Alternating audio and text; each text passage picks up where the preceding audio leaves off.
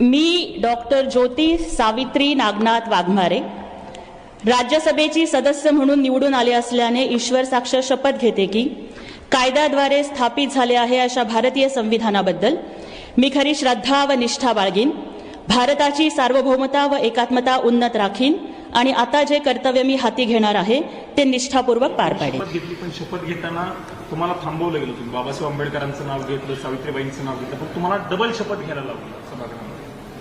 माझं अस्तित्व हे छत्रपती शिवरायांच्या, डॉक्टर बाबासाहेब आंबेडकरांच्या आणि माता रमाई, माता जिजाऊ, माता सावित्री यांच्या नावाच्या उल्लेखाशिवाय माझं अस्तित्व अपूर्ण आहे।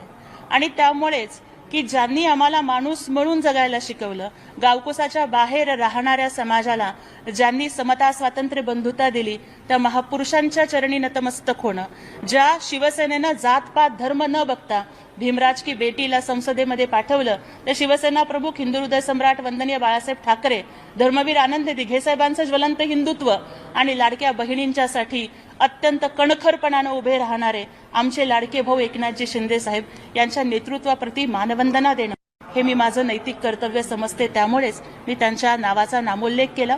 परंतु मला वाटतं की राज्यसभेच्या नियमाप्रमाणे ते बसत नव्हतं, त्यामुळे दुसऱ्यांदा शपथ घ्यायला लावली।